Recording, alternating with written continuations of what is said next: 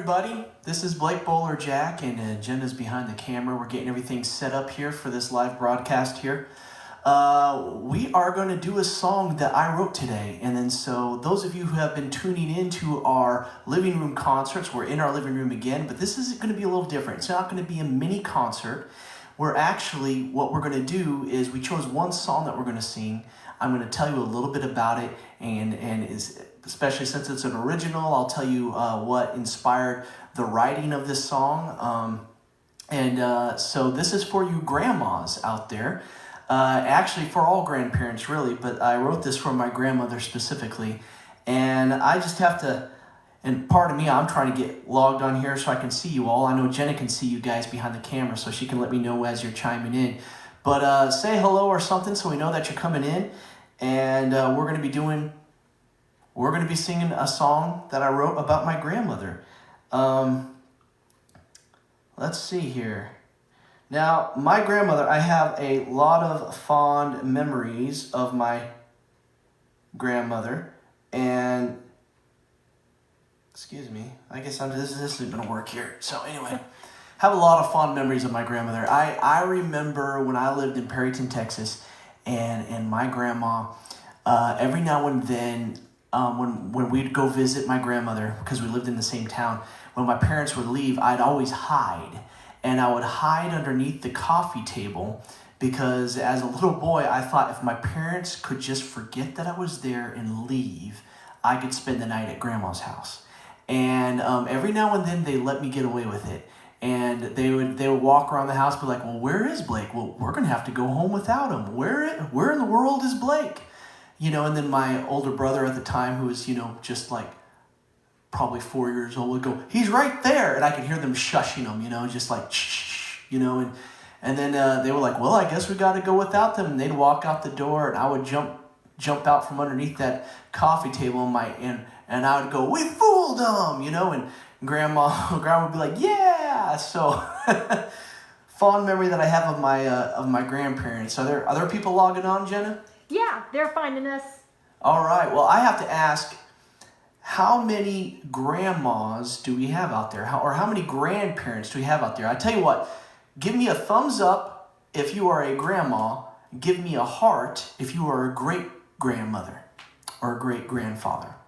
And so I'd love to see those come on when I watch that back. That'd be kind of cool to see how many of you are on the video right now. Are they coming up? Yeah, lots of hearts. Lots of hearts. Wow. You guys are great. Yeah, you're great grandparents. And listen, I have to ask this. What do your grandkids call you? Yeah, you'll have to ask that again a little later when we get some more. Yeah, so as I'm going to tell you what I call my grandparents, but chime in, and I just want to know, what did you call your grandmother and your grandfather? What'd you call them? Some people might call them grandma and grandpa. Some people might call them, I know that my nieces and nephews, they call my parents Grams and Papa. And, well, growing up, when I was a little boy, I had a little bit of a hearing issue. I had a little bit of a hearing problem, which caused a few things in my childhood. I stuttered, and and every now and then when I'm in concert, just every now and then it'll pop up here and there. But that's pretty much gone from this point. But when I was a little boy, I had a slight little hearing issue, and so I pretty much made up my own language. And nobody could understand me except for my brother. And he knew exactly what I was saying. And I had this stuttering thing, and I couldn't hear it. And so my brother, his name is Brent. And as a little boy, I couldn't say Brent. And then so I called him Daw. I'd come in the room and go, where's Daw? And they would say, well, Brent's in the other room. And so when it came to my grandparents' name, I had 3 grandparents that have been alive when I was born. So I had one that she went by Mamaw, and my other grandparents, they actually just went by Grandma and Grandpa. But for some reason, while everybody else was calling her Mamaw, I didn't quite hear that right. So I called her Meemaw, and I called my other grandma Beebaw, and I called my grandpa Peepaw. And then so it made sense in my mind. It all kind of made sense, but that's kind of what I called them. And then eventually I learned to call her Mama and Grandma and Grandpa. And then later on, I don't know when this changed, but I must have still been like 5 or 6. Everybody just started calling her Grammy. So this is the song about my Grammy. And then so those of you who have been chiming in, has anybody said what your grandchildren call you? Looks like a lot of Grandma and Grandpa. Grandma and Grandpa. We had one really neat one, Momo and Great Momo. Momo and Great Momo. That's a good one. Yeah. That's a good one. I like Grammy and Grampy. Is there any Grammys and Grumpies? Is what I want to know. Yeah. What else do your grandchildren call you? I do have to poke fun at your mom a little bit. She wrote. Come on in here. Here. Okay. I do have to poke fun at your mom a little bit, because she typed in, she goes, Buddy and Barb Bolerjack. And so, yes, that is your name. But what do your grandkids call you? I'll take care of that. Grams and Papa, that's who they are. And they respond better to that than anything else. I gotta say, I thought my parents loved me until grandkids came along, and now I'm Dirt. That's my name. And the grandkids can say whatever they want. Any more chime in there? Let's see. We got Nana and Papa. Nana and Papa. Granny and Papa. Granny and Papa. Yeah, so we're getting... I love the name. I love all the names out there. You know, I've heard so many. You know, G-Ma and G-Pa and you know, Granny and Nanny and all those kinds of things. I was gonna say what I called my grandma and grandpa on my dad's side, grandma and grandpa, and then my mom's side it was Grammy, Joyce, and Poppy. And so I to this day, they'll still call them that, and I like those names a lot. But for those of you who are just now signing on, we are going to sing a song today. We're doing it a little different this week. I think today and Thursday we're going to be on at 4 o'clock. So today and Thursday, and we're going to sing a song, and we're going to tell some stories either about that song or something related to that song. And so those of you who are just chiming on, I'm asking everybody, what do your grandchildren call you? If you are a grandparent or great grandparent, what do your grandchildren call you? I love this segment because I love my grandparents. Listen, if you are a grandparent, you have the best ministry in the world. And I say that everywhere I go, and I say this as well because nobody has had a bigger impact on my life than my grandmother. And actually all 3 of my grandparents, my grandma and grandpa as well. But this song that I'm about to sing to you, I actually wrote for my Grammy. And she died 29 days shy of her 100th birthday. Isn't that incredible? I mean, in the most changing century we've ever had. She came into Oklahoma and into Texas as a baby in a what do they call those? Covered wagon. Covered wagon. And and during the land rush and all that kind of stuff, and in some of these, well, no, I don't know if she was in the land rush. Anyway, but she lived to be pretty much 100 years old, and I love my grandmother because my grandmother is she's one of these Grammys that makes all of her grandchildren feel like they're her favorite. So it's really me, just so you know. I'm the favorite, but she makes all of the rest of those, grandchildren feel the same way. And we grew up in a small town, and she was kind of a grandmother to a lot of people. And so, but kind of the last few years of her life, she's meant so much to me because I could go to her, I could tell her anything. And listen, grandparents, your love on your grandchildren is a huge witness to Christ. And the fact that you will always love your grandchildren even when we mess up. And it's such a powerful, powerful witness. And then so I want you to know you have a very powerful ministry. And maybe you don't feel like your grandkids are listening to you. I'm here to tell you they are. But the last few years of my grandmother was alive, there was a point where we actually thought we were about she was about to leave this world. And I was in the middle of a revival, actually, doing music for a revival. And the last day, my parents called me up and they said, hey, this doesn't look good. She's on hospice. She's in bed right now, and it doesn't look like she's going to be with us much longer. If you have anything, if you want to see her one more time, if you have anything you want to say, you better get down here.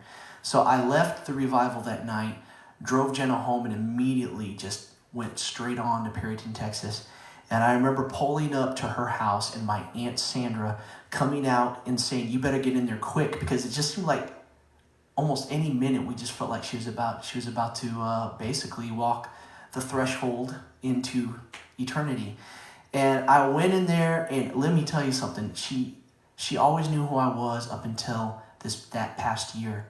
And everything came fuzzy. And I remember the few times that I walked in and she didn't know who I was. For some reason, when she was laying there, when I walked in, she knew immediately who I was. And we talked for a little while. And then she said, she told me she just felt like it was almost time. And she said, I'll see you at supper time. And she laid back down in her bed. And then she let out this long breath. And I'll be perfectly honest with you, I thought she died. And I thought that was her last breath. And then so I was like, I guess that's it. I mean, she let out this long breath. And then and this is the way she was. And then she sat up real quick, opened her eyes, and said, don't be late.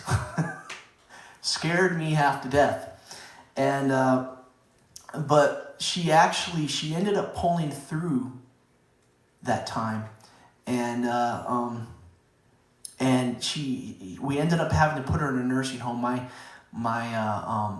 aunts and uncles and my parents, they were all moving in with her and taking care of her, and my aunt and uncle from California were coming down constantly to help. And it was getting to where most of us had a full-time job. And so eventually she ended up in this nursing home. And while she was in the nursing home, for the first time in my life, I saw my grandmother depressed. And she said, I don't know why God just won't take me home. I just want to go home. And she says, well, I don't know. I'm at that time 97 years old. What else am I supposed to do here? And my dad looked at my grandmother and he said, well, Mom, did you ever think that God's not finished with you yet? And she looked at him like he was crazy. And he said, Mom, the nurses in this nursing home love you. They congregate to your room. They can't wait for you to just love on them. And the way she's always been to me, she's been with everybody. And he says, a lot of times they're not treated very nicely here, but you are a light to them. Did you ever think that God has you for this short time to love on these nurses and be able to talk to them about Jesus? And she just lit up like a light bulb. And she said, you're right. I'm so sorry. I've been so selfish. And she said, I have a mission. I have something to do. I have a purpose. And she perked back up and she lived for another 2 years loving on those nurses in that hospital. And what a ministry she had, even in those last days. What a ministry that she had. And I'm so thankful for my grandmother. Many of you, I told you I was going to tell you some new stories. Those are some of the stories. I mean, they're not new to me, but most people know that I suffered with depression most of my childhood. And I talk about how I was in a hospital and attempted to take my life. And I always remember the fact that my grandmother, my Grammy, prayed for me that night. And something changed in my heart that night. And I started to realize that God loved me the way I was. And that was so hard for me to understand or even accept. But I remember when I did. And I was able to call my grandmother up and let her know. And she, first thing she did when I called her up, she cut me off and she said, now that sounds more like my grandson. Because she knew just by the inflection of my voice that God had changed something in my life. And she said, yep, I had a feeling you were in trouble last night, so I prayed for you. And nothing's going to get my grandchildren because I have a prayer wall around them, 50 foot tall. That's the story I usually tell at my concerts. And that's what she said to me. And I'm thankful for your grandparents, because even if all you can do is pray, It's not all you can do. That is the front lines. That is the greatest calling, is to pray for your loved ones. And so thank you, grandparents. And so I'm going to sing this song here. Anything you want to add, Jenna? Oh, We've had, I think, memories of grandparents are so special. And we had asked on there as we were talking, what are some places your grandparents took you growing up? And I know that we share, my dad's side, grandparents grew up in Pampa, not very far from Perryton, where Blake's family grew up several times. But yeah, I know that they would want to take us fishing. And I remember my grandparents had this one particular toy that my brother and we didn't have at home, but they had those little Velcro catcher gloves. They're kind of like a flat disc with Velcro, and we could only play with that at our grandparents' house. But it was so fun, and we'd go and we'd play out in the front yard all the time playing catch, and Grandpa would take us fishing and things like that. So grandparents, y'all have such a special ministry, and I am grateful to your grandmother, both of them, for all the prayers that they prayed for you over the years, and just an inspiration.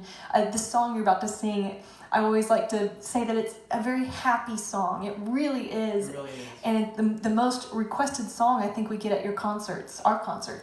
And so I'm excited for them to hear this song. So this song, and Jenny, you're going to be starting it for me. oh, okay. This song, I do remember the day my mom called me and let me know that my grandmother had passed away. And I hopped in the car and I drove to Perryton, Texas, and a couple days earlier than I needed to be, just because I wanted to be there. And on the drive there, I was inspired by my Grammy's ministry, and I wrote this song inspired by her ministry. And I want you to remember the fact that she prayed for me in at a milestone in my life, I will never forget that. And then so this song, you can put, hey, kids or people my age or people who still have grandparents living, as I sing this song, you can put the name of your grandparent in the place of grandma of this song. But it's called Hey Sugar. And I called it Hey Sugar because that's exactly how my grandmother talked. That's what my name was. And that's what your name would be if she was greeting you. She would always say, Hey Sugar, or Hi Shug. And so this song's called Hey Sugar. Hey, Jenna.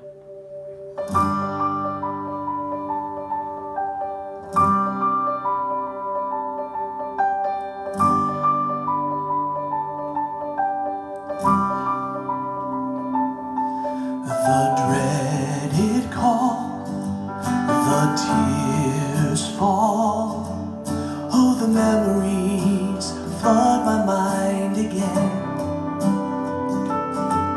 A grandma's love, and now with God above, I can't believe the time has come and gone.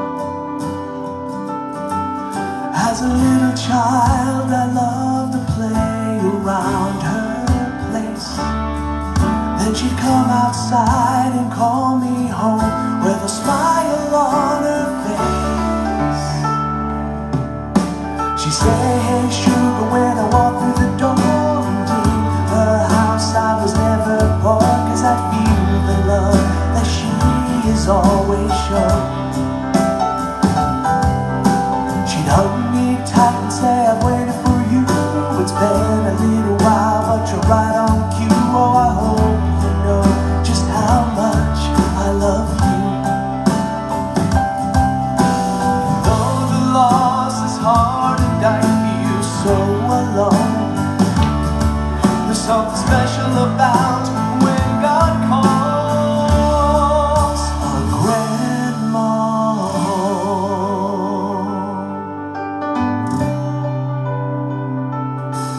Her family, her loyalty, she's always there for anyone in need. And when I strayed, I know she prayed. She changed my life and taught me how to love. And even when I grew up and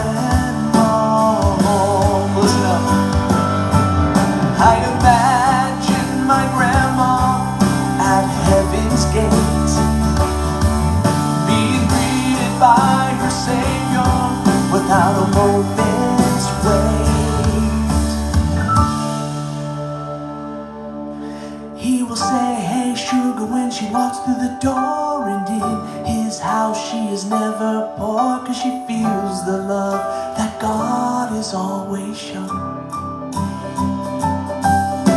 He hugs her tight, says, I'm waiting for you. It's been a little while, but you're right on cue. Oh, I hope you know just how much I love you.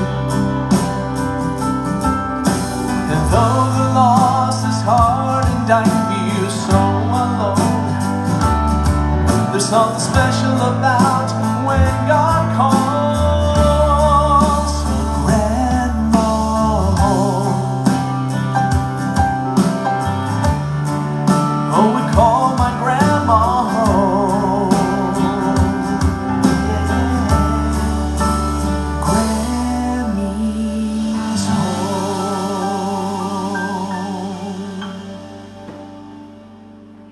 Amen.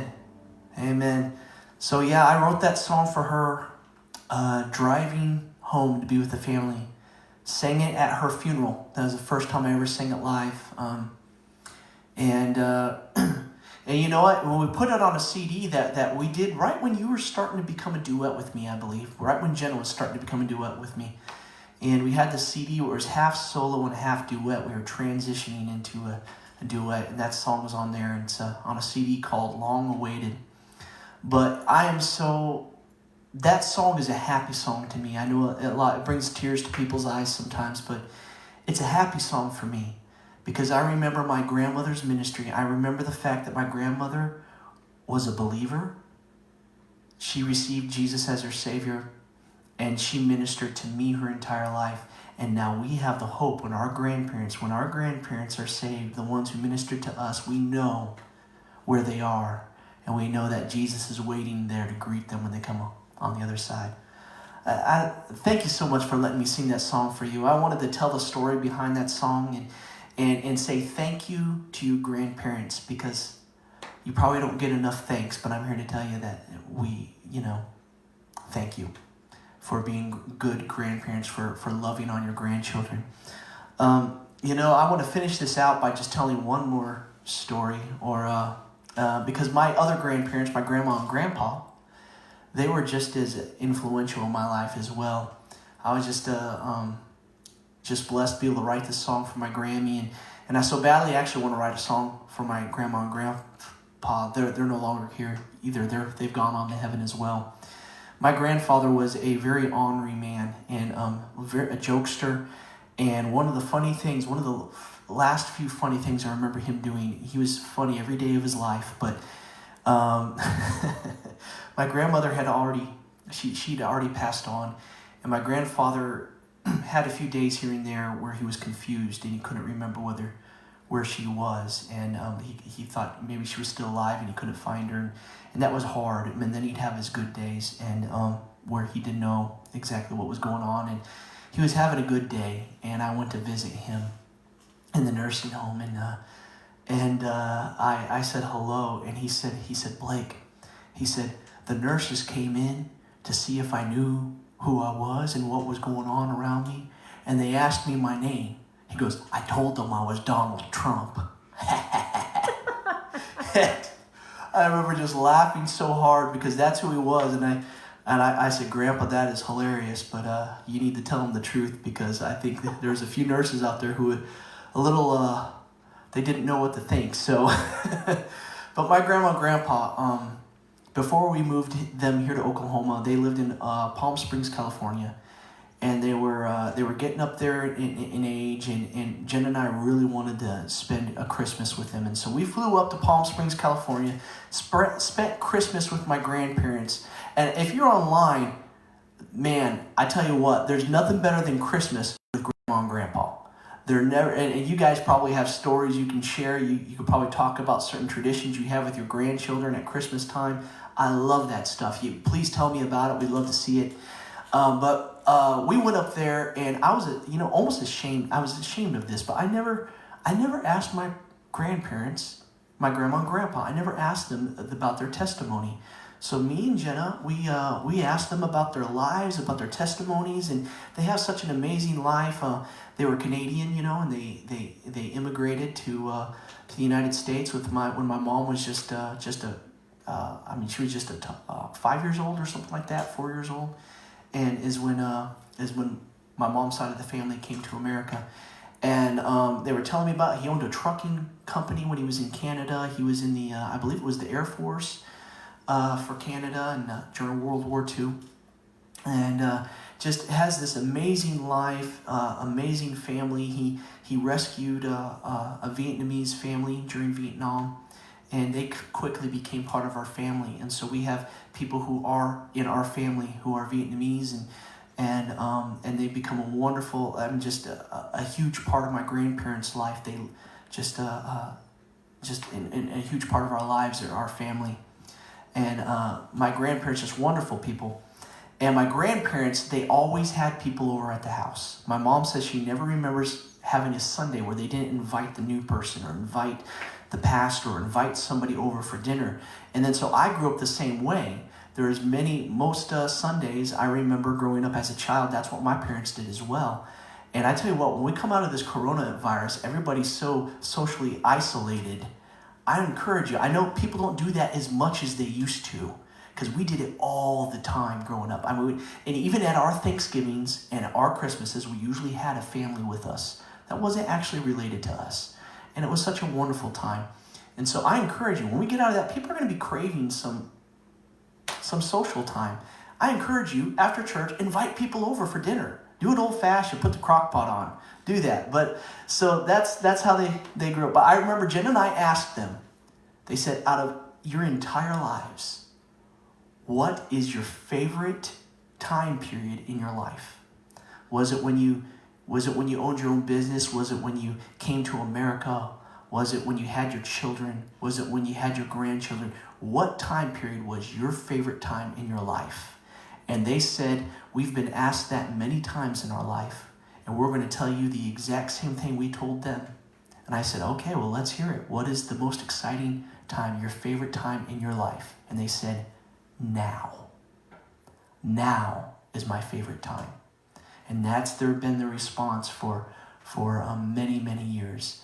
And that just struck me. And I am willing to bet that if I could talk to my grandparents in heaven right now, and I'd ask them, what is your favorite time in your life? They would say, now. And I say that to close out here today, to encourage your grandparent, all of you grandparents out there in your ministry. But just want you to know, a lot of times we have goals, we think about tomorrow, and it's good to have goals and it's good to plan. But a lot of times we live for tomorrow, and we're not even promised tomorrow. And a lot of times we live in the past. We think about things that have happened in the past. I encourage you, live in the now. See what God is doing in your life now. Thank you so much for watching.